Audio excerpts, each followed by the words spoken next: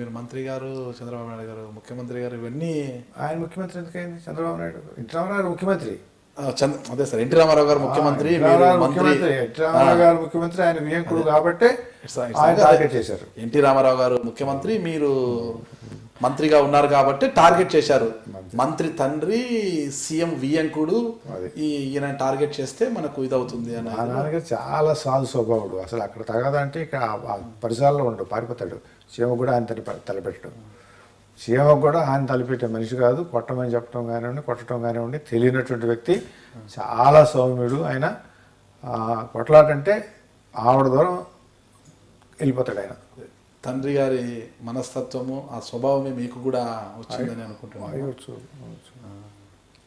Sir. ఇంకోటి ఏమంటే, మీరు చదివింది వైద్య వృత్తి, మళ్ళీ రాజకీయాల్లోకి వచ్చారు. రాజకీయ నాయకుడు ఇంత తెలిసినా కూడా కొంతమందికి తెలుసు, కొంతమందికి తెలియని అంశం కూడా అంటే మీలో ఒక మంచి రచయిత దాగి ఉన్నాడు. మంచి పుస్తకాలు రాయడం కానీ, అంటే ఇటీవల తెలుగువారి చరిత్ర కావచ్చు, ఇట్లా తదితర పుస్తకాలన్నీ కూడా మీరు చాలా రాశారు. ఇప్పటికే ఒక 4 పుస్తకాలు కూడా రాశారని చెప్తున్నారు. అంటే ఈ మీకు పుస్తకాలు రాయడం కానీ, ఈ రచయితలు రాయడం అంటే ఒక ఆలోచన కానీ, ఆ వాక్య నిర్మాణం రాయడంలో కానీ, ఇదంతా కూడా ఒక చిన్నప్పటి నుంచి అలవాటు ఉండాలి. లేదంటే మన పెద్దలు ఎవరైనా రాస్తుంటే వాళ్ళ నుంచైనా అది స్ఫూర్తిగా రావాలి. కానీ మీకు ఇది ఎప్పుడు అలవాటు అయింది అసలు, ఈ పుస్తకాలు రాసే అలవాటు కానీ?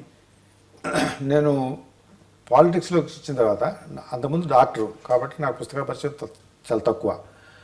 వచ్చిన తర్వాత నేను పాలిటిక్స్ అంటే పబ్లిక్ లైఫ్ అయిన తర్వాత ఎవరు ఏమి చేశారనేటటువంటిది తెలుసుకోవడం అనేటటువంటిది ముఖ్యం అనుకున్నా. వెంటనే నేను అప్పుడు తెలుగు అకాడమీ ఉండేది. తెలుగు అకాడమీలో తెలుగులోకి ట్రాన్స్లేట్ చేసిన BA చరిత్ర, ప్రపంచ చరిత్ర దగ్గర నుంచి ఇండియన్ హిస్టరీ దగ్గర నుంచి మొత్తం అన్నీ కూడా పాఠ్యాంశాలుగా ఉన్న బుక్స్ అన్ని తెచ్చుకొని చదువుతూ ఉండేవాడిని అప్పుడప్పుడు. ఇవి తెలుసుకోకుండా మనం రాజకీయాలు చేయటం అనేటటువంటి పూర్వ చరిత్ర ఏదైనా కూడా, ఒక డాక్టర్ చదవాలనుకోండి, PUC చదవాలి, తర్వాత ఫస్ట్ ఇయర్ చదవాలి, సెకండ్ ఇయర్ చదవాలి, తర్వాత ఫైనల్ ఇయర్ చదవాలి. పబ్లిక్లో లైఫ్లోకి వచ్చాము, అసలు అంతకుముందు జరిగింది ఏంటో తెలియాలి కదా. తెలియకుండా వచ్చి రాజకీయం చేసి మాట్లాడేటటువంటి వాళ్ళు అనేది అంత అసహ్యమైనటువంటి పని. అసలు అలా చేయటం అనేటటువంటిది చేసే వాళ్ళని చూస్తుంటే నాకు ఇవాళ ఒళ్ళు ఒక రకమైనటువంటి, గతంలో జరిగినటువంటిది తెలిస్తే నీకు ఏం చేయాలి, ఏం అవసరం అనేటటువంటి తెలుస్తుంది. మనం 10th క్లాస్ చదివితే తర్వాత నెక్స్ట్ క్లాసు వెళ్తాం కనీసం, అంతే కదా, ఒకసారి వెళ్ళలేం కదా అనే దృక్పథంతో చదువుకుంటూ ఉండేవాడిని. అది ఒక అంశము. అయిన తర్వాత మా సహచర ఎమ్మెల్యేలు మేము ఈ విషయ పరిజ్ఞానం ఎంతవరకు ఉంది అనుకుంటే, అది వాళ్ళకి ఏదైనా మన కంట్రిబ్యూషన్ చేయగలమా అనేటటువంటిది ఒక ఆలోచన నాకు ఉండేది. కొన్ని విషయాలు చెప్పగలగాలి, చెబితే వాళ్ళు ఈ మినిమం నాలెడ్జ్ అన్నా ఎక్వైర్ చేసుకోవాలనేటటువంటిది ఒక అంశంగా పెట్టుకున్నాను నేను. అయితే అసలు ఇంత ధైర్యం ఎట్లా వచ్చింది అని అంటే, నేను దేశాలు ప్రయాణం చేస్తూ ఉంటాను అప్పుడప్పుడు, వీలైనంత వరకు చైనా, రష్యా, సింగపూర్, అమెరికా ఇట్లా వెళ్తూ ఉన్నప్పుడు, వెళ్ళినప్పుడల్లా కూడా ఏం చేస్తానంటే అక్కడ అధ్యయనం చేస్తూ ఉంటా. అక్కడ సామాజిక పరిస్థితులు, పొలిటికల్ యాక్టివిటీ అధ్యయనం చేసి వ్యాసం రాస్తాను నేను. అవన్నీ నోట్ చేసుకుని వచ్చి వ్యాసం రాసి పత్రికలు ఇచ్చేవాడిని. సో ఒక లైన్ రాయటం అనేటటువంటి మనకి వచ్చుద్ది అనేటువంటి ధైర్యం ఉండేది నాకు. అంటే construction of A sentence is not that easy for everybody. విషయం తెలిసి ఉండొచ్చు, లైన్ కన్స్ట్రక్ట్ చేయడం అనేటటువంటిది రచయితకే సాధ్యం, కానీ మామూలు వాడికి సాధ్యం కాదు. అది లేదు ఇంకో డిక్టేట్ చేసి మనం రాయమంటాం, అదొక పద్ధతి, అది రచయిత కింద రాకపోవచ్చు. సో వ్యాసం రాసినప్పుడు ధైర్యం ఉంది.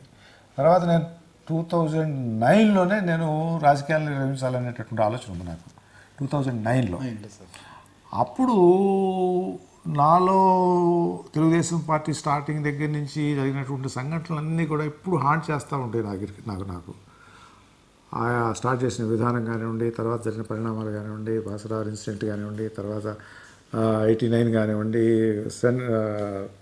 ఇది నేషనల్ ఫ్రంట్ మీటింగ్స్ కానివ్వండి, అందరూ రావటం, ఇవన్నీ మైండ్లో ప్రింట్ అయి ఉన్నాయి నాకు, డేట్లతో సహా నాకు ప్రింట్ అయి ఉంటాయి.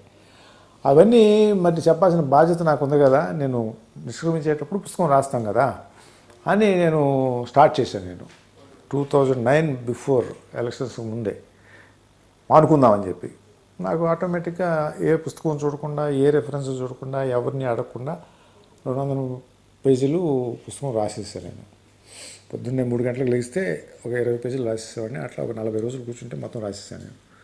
సో అది చదివిన తర్వాత అది ప్రింట్ అయ్యి దాన్ని పబ్లిష్ చేయకుండానే ఇవాళకి 4 సార్లు ముద్రించారు. అనేక మంది నాకు ఇప్పటికీ లెటర్స్ వస్తూ ఉంటే మేము పుస్తకం చదివామండి అని చెప్పి, చాలా బాగుందని చెప్పి, చాలా రుణాత్మకంగా ఉందని చెప్పి, రీజనబుల్గా అని చెప్పి రాస్తాం. పుత్తూరు వెంకటేశ్వరరావు గారు కూడా, పుత్తూరు వెంకటేశ్వరరావు గారు ఏంటి, కుర్తర్లపాటి కుటుంబరావు గారి దగ్గర నుంచి, కాకిల సుబ్బారావు గారి దగ్గర నుంచి, మన అనేక మంది పెద్దలందరూ కూడా నాకు లెటర్స్ పంపించారు. అదే తర్వాత తెలుగువారి చరిత్ర యాజిటేషన్ జరుగుతూ ఉంది, తెలంగాణ యాజిటేషన్ జరుగుతూ ఉంది. ఇక్కడ విభజించమంటున్నారు ఆంధ్రప్రదేశ్, అసలు ఈ చరిత్ర ఏంటి, మన ఎమ్మెల్యేలకి ఎంతమంది తెలుసు, మనకే తెలియకపోతే పబ్లిక్ ఏం తెలుసు, శాతవాహనుల దగ్గర నుంచి, పల్లవుల దగ్గర నుంచి, తర్వాత చాళుక్యుల దగ్గర నుంచి, కాకతీయుల దగ్గర నుంచి, విజయనగర సామ్రాజ్యము, తర్వాత గోల్కొండ నవాబులు, బ్రిటిష్ వాళ్ళ పరిపాలన, ఇవన్నీ ఆ క్రమంలో అసలు తెలియకుండా మనమేమో హూ యాజిటేషన్ అని చెప్పి తెలుగు వాళ్ళమని గోడ చేస్తున్నారా.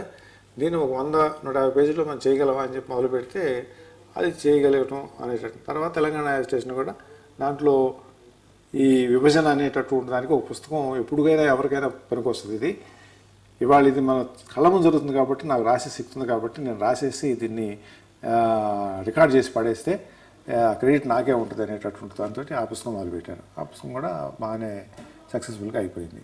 ఇట్లా అయిన తర్వాత ఇందాక చెప్పానే, అరే మనం ఇంత చూస్తున్నాము, ప్రపంచంలో జరిగేటటువంటి మార్పులకి అనేక మంది పెద్దల కారణం ఉన్నారు, అనేక సిద్ధాంతకర్తలు ఉన్నారు. సోక్రటీస్, ప్లేటో దగ్గర నుంచి ఫస్ట్ గ్రీసులో ప్రజాస్వామ్యం అనేటటువంటిది ఆవిర్భవించింది. గ్రీసులో ఎంతమంది తెలుసు, దానికి ఎవరు ఆద్యులు, సోక్రటీస్, ప్లేటో. తర్వాత ఈ ప్రపంచాన్ని మార్చినటువంటి మనుషులు అనేక మంది ఉన్నారు. ఇది మనకి అలెగ్జాండర్ గురించి అంటాము, లేకపోతే చెంగిస్ ఖాన్ అంటాము, లేకపోతే సీజర్ అంటాము, తర్వాత బ్రిటిష్ చరిత్రలో సంబంధించినటువంటి ఎలిజబెత్ అంటాము, లేకపోతే పార్క్ చుంగి అంటాం. కొరియా బ్రహ్మాండం ఉంది, ఎవరు చేశారు. లేకపోతే టర్కీ ఉంది, కెమల్ పాషా అంటాడు, అతను చేస్తేనే టర్కీ వాడు మన ముందు కళ్ళ ముందు కనపడతా ఉంది. బెన్ గురియన్, ఇజ్రాయెల్ గురించి చెప్తాం, బెన్ గురియన్ అనేవాడు, లేకపోతే ఇజ్రాయెల్ లేదు. వీళ్ళందరి గురించి కనీసం మనకు పేర్లే తెలివే అని మొదలుపెట్టి వీళ్ళందరినీ క్రోడీకరించి ఒక 50 మంది కావాలి. అందరూ చేయలేము కదా. మావో, లెనిన్, అట్లనే మార్క్స్ సిద్ధాంతకర్త, ఒక 5 పేజీల కంటే ఎక్కువ ఉండకూడదు దాంట్లో. ఎందుకంటే మళ్ళీ లెంగ్తీగా చదువుకుంటా అంటే ఇది ఇంట్రెస్ట్ ఉంటే ఆ పుస్తకం తర్వాత చదువుకుంటాడు, కానీ పరిచయం చేసినట్టుగా ఉండాలి, క్లుప్తంగా ఉండాలి. మొత్తం కంప్లీట్గా అతని యొక్క సిద్ధాంతం ఏంటి, అతను చేసింది ఏంటి, అతని అచీవ్మెంట్ ఏంటి, 5 పేజీల కంటే ఎక్కువ ఉండకూడదు అనేది నియమం పెట్టుకుని ఈ 50 మందిని క్రోడీకరించి పుస్తకం, దీనికి ఒక అసిస్టెన్స్ తీసుకున్నాను. నేను చదివేవాళ్ళం, అతను చదివేవాళ్ళం, కలిసి చేశాము. అలా నేను దగ్గుబాటి వెంకటేశ్వరరావు ఐ డ్రీమ్ ప్రేక్షకులకు నా మనసులోని మాట చెప్పుకోవడానికి ఐ డ్రీమ్ ఒక అవకాశం ఇచ్చింది.